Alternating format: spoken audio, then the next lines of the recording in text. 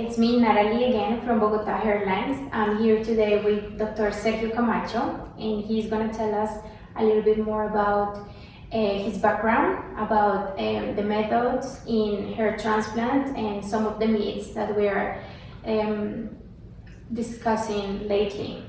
Okay, so let's start. Natalie, good morning. How are you? Good morning. I'm fine. How are you? Doing great. Great. Okay, doctor. Can you please tell us a little bit about you? What is your background, your schools, the studies that you have done, and the experience that you have? Yes, I studied medicine here in Colombia. Then, after finishing medical school, I did my specialty in general surgery. I used to do all the general surgeries here that are very needed. But then I decided to move on and search for something that I found very interesting, that is the hair restoration. So I ended in Atlanta, Georgia, in a big company called Medical Hair Restoration, where I did my training. And I spent there 5 years doing hair transplants. And then I decided to return to my country. Hometown. Yes, cool. Where did you do that? Like when? Oh, that happened. I went to the States in the year 2000. I returned in the year 2005. Okay, so from then you started doing the hair restoration. In 2005, I started my own practice here, and I have been doing that since 2005 here. Yes. So it's 14 years already. Oh my God, yes. Time passes too fast. Yes. Okay, and what is the success rate that you have in all those years?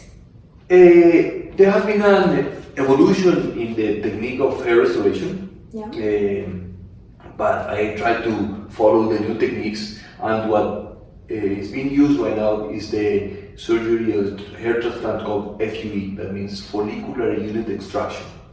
And that's very important because before we used to do a method called the strip method, that was to remove a strip of tissue from the donor area here, close it with stitches, and then that strip must be cut under the microscope to get the grafts. Nowadays, the technique changed and it's called FUE because each individual unit is extracted from the donor area, so that allows a better recovery, less invasive, less pain, and which you can harvest it from a wider donor area. Okay, so using this method, how